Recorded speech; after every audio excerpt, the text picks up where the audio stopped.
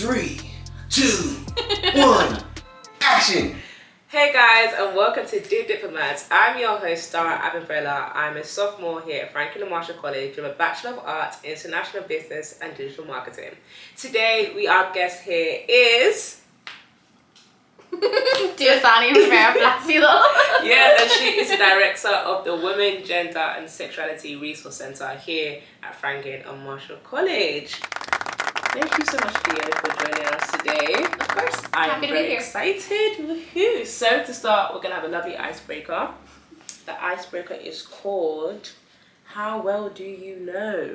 Woohoo! So you want to guess how well do you know Franklin and Marshall College? Okay. Let's test your knowledge. I am brand new. I've only been here for like 3 months, so this Alright. is gonna go well. Okay. In what year was Franklin and Marshall College established? 1787. Good I'm gonna answer. say yes because I don't know. Yeah, I'm gonna go with that. Yeah. Alright. Who are the founders of Franklin and Marshall College? Franklin and Marshall. What's that? Ben Franklin and And John Marshall. lovely, there we Yes. go. If you could major in anything, what would you major in? Ooh. I'm an English girly at heart, so that's my realm of expertise. But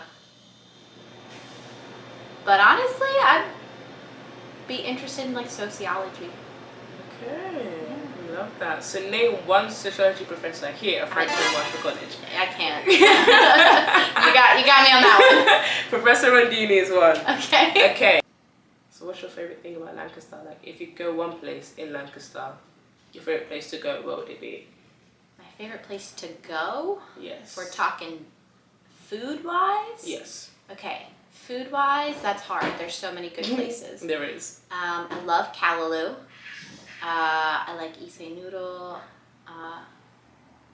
And Decades is a cool vibe. I like Decades. Norbu is good food. I love it all. That's a hard question. Okay, I'm a big foodie too, so it's alright. And final icebreaker question. What do you love most about Franklin and Marshall College? So far, it's been the people. Yes. Yeah, my coworkers have all been lovely, really welcoming and encouraging. And then the students that I have on my student board have been exceptional. So I love that. Well, icebreaker done. Woohoo! So, I want to know, who are you? Tell us your origin story. Why F&M? How did you get to F&M? And this journey to your job role. okay. I've lived in Lancaster since I was 4 years old. Okay. So I've been here for quite a while. I actually learned to ride my bike on F&M's campus. It's my Aw. fun fact. But I was an English teacher at the local high school at McCaskey for 6 years, 9th and 10th grade English teacher. I was the advisor for the Gay Straight Alliance Club as well as a bunch of other things on campus. And that brought me so much joy, being the advisor for that club, coaching field hockey, getting to interact with my students outside of their academics, outside of being their teacher. And so when this job opportunity came up, I actually wasn't even looking for me. I was trying to help a friend find a job. And it popped up, and I was like, oh, man, that sounds like exactly my kind of thing. I'm a huge feminist. I love social justice work and queer work, you know, all of that. So this job was perfect. It aligned with everything I believe in, and it's still in education, which is important to me. And it was local, which was a big deal. So honestly, the stars aligned, and I couldn't not apply. So I'm very fortunate to be here, very lucky that I was selected. And so, yeah, I'm excited. Okay, so you have a very, very, very long description for your job role. Yes. So you're the director of the Women, Gender and Sexuality Resource Center. Yes. Okay, so what's a short way we can do it for this interview right here? I have been saying director of the Women's and LGBTQ Center. There That's we go. what I've been saying. So, director of the Women's and LGBTQ Center. I can do that. That's lovely. So, What do people most misunderstand about your job role? Luckily, I haven't run into too many misunderstandings because it seems to be that people have a pretty general understanding of what my job role is, at least on campus. Off campus, my friends and family, they think that I am just here as like a support for the queer students, which I am obviously, but there's more involved to it than that. Yeah. So. Alright, so what have you done so far since, like, so you're here for 3 months so far? Yeah. So since being here, what things have you implemented, what things have you done? Right. So over the summer there was no students here. Yeah. My job is very student focused. So getting to know the lay of the land, getting to know like what keys go in which door, and figuring out where everything is on campus, who to contact about, getting printer access, like things like that was a big part of the summer. Now that students are back on campus, my student board is lovely. We did an open house at the center for students to come in and see, the space and kind of learn about what we are. Students should be seeing some posters, some flyers going up about queer folk and women folk, Hispanic for Latinx Heritage Month.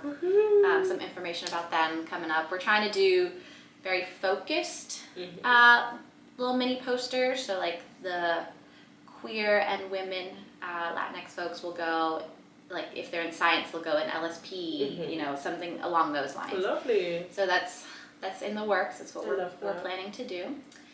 We have an alum created a queer documentary. Okay. A documentary about the history of queer folk at FNM and queer students at Lovely. FNM. So that will hopefully be showing during True Blue weekend. That's our goal. So be on the lookout for that. Be sure to come for True Blue and donate. Lovely. So, the next question I was going to ask was, did you always want to be a director and whatnot? But you seem to have touched on your passion for queer life and feminism. Yeah. And I really want to know, how did that start? How did that start? That's a good question. I think I was raised in a pretty stereotypical Hispanic household where I'm one of 3 daughters. And so we were very much expected to look a certain way and act a certain way and cook and clean. And we were raised that, when you have children, not if you have children. And very stereotypical along those lines. And from a young age, I was not about that life. I don't enjoy cooking. It is a stressful experience for me. Cleaning is done out of necessity because you have to in order to live. Yes. Now, as an adult, I love dresses, but growing up, I hated dresses. So very much rebelled from a young age against all of that conditioning and programming. So pretty young, I would say. But it wasn't until high school that I started to take a little bit more of an interest in gender dynamics and the inequality that we experience. So that was my first foray. I had wonderful teachers who we had very open dialogue regarding the differences in wage, in treatment, in societal expectations of women. And then in college, definitely became more focused in the queer aspect of it as well. Because growing up, in a very heteronormative society and heteronormative household, you're not really allowed to express other genders or sexualities or explore them. So getting the chance to do so in college was a good thing for me. Okay, I definitely resonate with that. And growing up in a very African household, in my confirmation, I decided to wear a suit. So I was like, I'm gonna wear a suit to my confirmation. I love and that. I chose a male saint name. And everyone looked at me like I was crazy, but I was like, I'm doing it because I can. Absolutely. I love that. That sounds I amazing. love it. You're breaking the social norms. Yeah, and I love that you took that upon yourself and you did not let anyone stop you from doing it. Amazing. Yeah. Okay, so tell me about some of your hobbies. I love to read. I'm a voracious reader. Anything. I will happily read anything. It's a little bit of a problem because I have a library at home. I also play roller derby, and I coach field hockey at McCaskey. So my fall is jam-packed with coaching field hockey right now. Alright, we're going to take it bit by bit. We're going to start with the reading. Okay. Who's your favourite author? Oh, you can't ask me that question.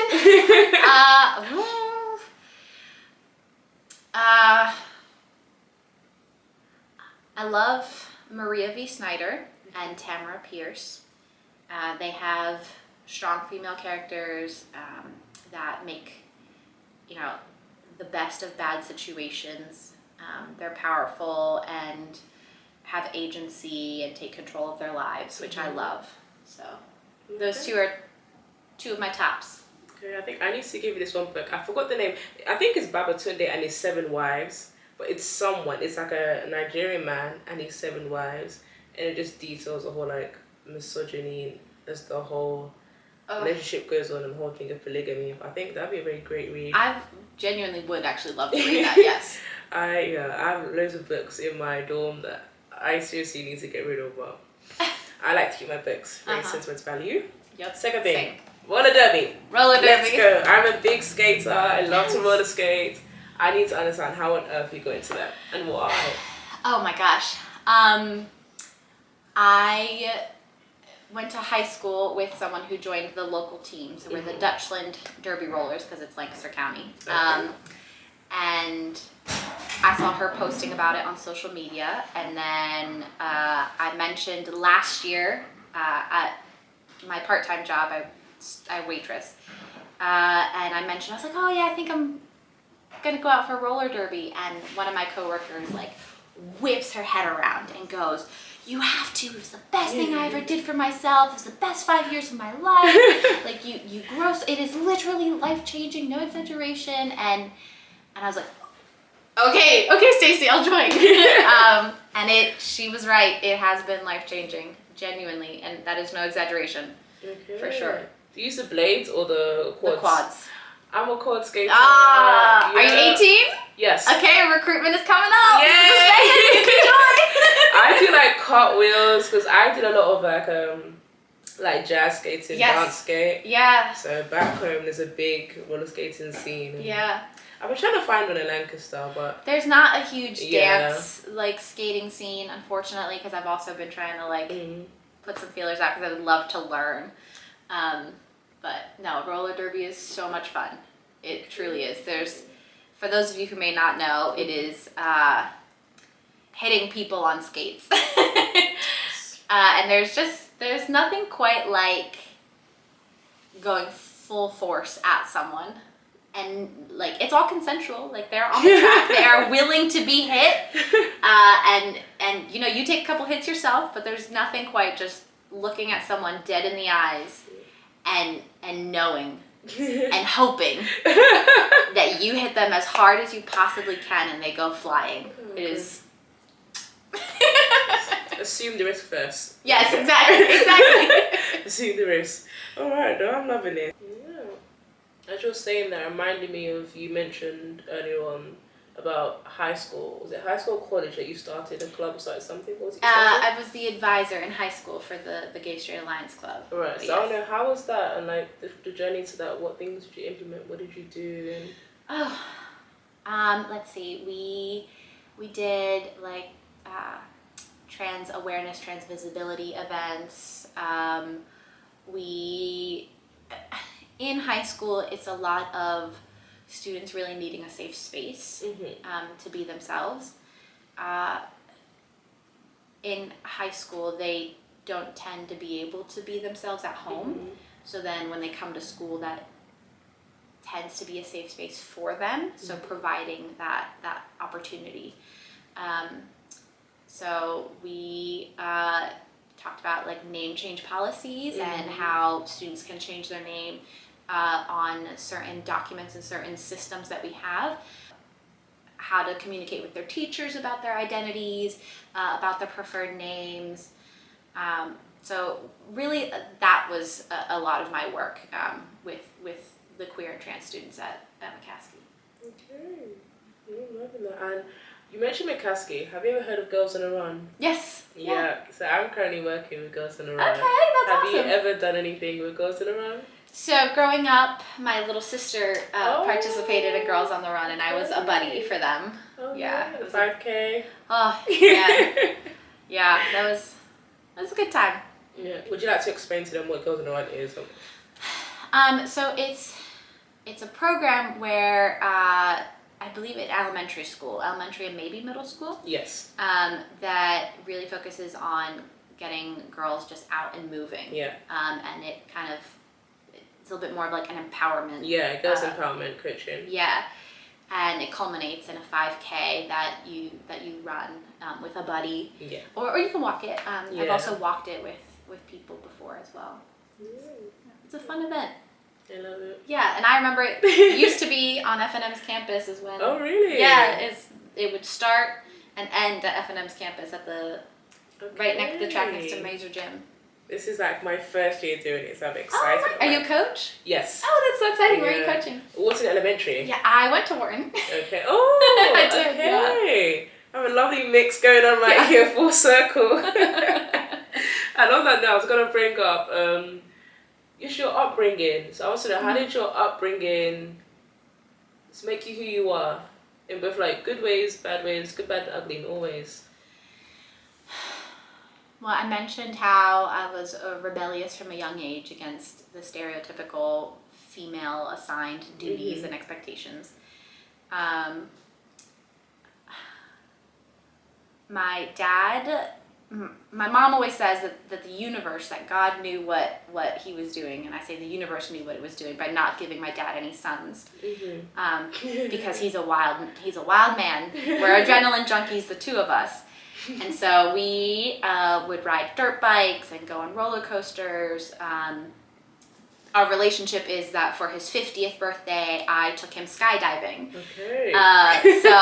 So you had the one aspect of like, okay, you're supposed to cook and clean and take care of the kids. And then you had the other with my dad, who was like, let's go ride some dirt bikes. Let's go karting. Let's go get like smeared in dirt, you know. So we had both of the nice duality there. So that there was a lot of empowerment in that, in knowing that, like, yeah, I'm a little bit of a badass. I can do these things, you know. I can fall and get up, which I think has contributed a lot to my mentality in life, and knowing that, you know, you can take, and roller derby also has helped with that, but you can take a hit and you can get back up. Yeah, agreed. You can fall and scrape your knees, and it'll all work out in the end. My family, we're close, and we have a big group chat. We text every single day. Their love has gotten me through a lot of tough times, but it's also been a lot of work getting there, because when I came out, they did not take that very well. Actually, I didn't come out. They found out when I was in high school, but being queer in Hispanic households is rough, and is frowned upon. So that was a tough time. And we had to overcome a lot together as a family unit in order to get to where we are now, where we do text every day, and we do, you know, we can rely on one another's support. So, I don't know. So what advice would you give to anybody that is currently going through the same thing, or has gone through the same thing or similar experience, and they're trying to find their way out of it? And both from the religious aspect and also from just the family aspect. It is hard. It is so hard. And there will be times where you question, you know, is this worth it? Is this struggle worth it? am I prepared to lose my family over this? And that's a question that only you can answer. And some people might say yes, some people might say no. I was very fortunate that I was prepared to lose my family over it, but they weren't prepared to lose me. So I was very fortunate in that regard that they were willing to work on their internalized homophobia in order to have a relationship with me. So it's going to be hard and it's going to be painful, and lean on people, reach out, ask for help, ask for advice, ask for love and support from those who you can get it from, because having people in your corner makes a world of a difference, and having people who can hold you while you cry is important.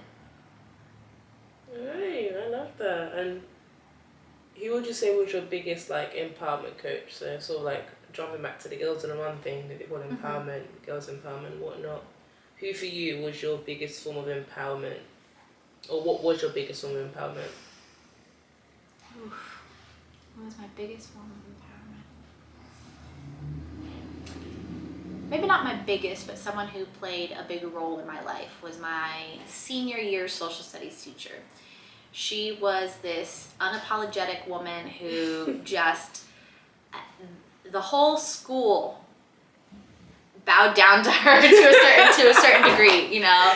She ruled her classroom with an iron fist, but she was also, when I was debating colleges and I had questions about colleges, and these are like big life decisions, I would go to her for advice. So Jane Krepp, she's MVP right there. Just how unapologetic she was and how true to herself, and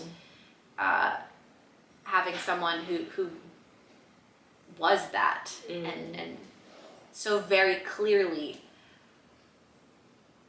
just a strong, powerful woman. I was like, you are amazing. So she definitely played a big role and had an impact on me for sure. Okay. Yeah. Oh, this is sweet. Alright, so I know we're wrapping up soon. You got somewhere to be. If you could describe your life so far as an ice cream flavor, what would it be and why? As an ice cream flavor. I love this question. Okay. There used to be an ice cream shop downtown that was called Carmen and David's. Penny's now sells their ice cream. But they had an ice cream flavor called Coffee Break, and it was coffee ice cream with chocolate chips, brownie pieces, and Oreos in it. So, I think that would describe my life so far, because I'm a staple. I feel like a lot of people like coffee ice cream, but also it's very energetic.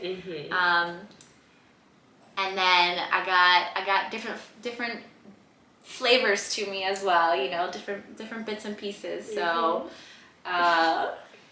one day we'll be just chilling, cruising, talking about gender and sexuality, and then the next, like, I'll be smashing into people. I was just gonna say that. Smashing into people. Yeah. I'm sunshine and rainbows, but I'll also, I'll lay you out flat. So don't mess with me. I love that. I love that.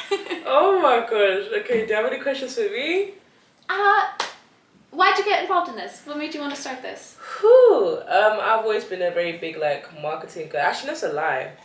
I've always been good at the camera, and I like speaking, and I like being in front of the camera. Right. And I love getting to know about people. I think when I was younger, I loved talking about myself. And as I grew older, I was like, well, there's much more power and learning more about others than always talking about me. So that's kind of how I got into this, and I'm loving it so far. Good. Awesome. Well, I'm honored that you invited me. Yes. Thanks for having me. Thank you for being here. Yeah. All right, do you want to end off together? I'm just going to say signing out. Signing out. Dear Diplomats. Dear Diplomats. Right, Okay. 3, 2, 1. Signing out. Dear Diplomats. That was fun. Yeah.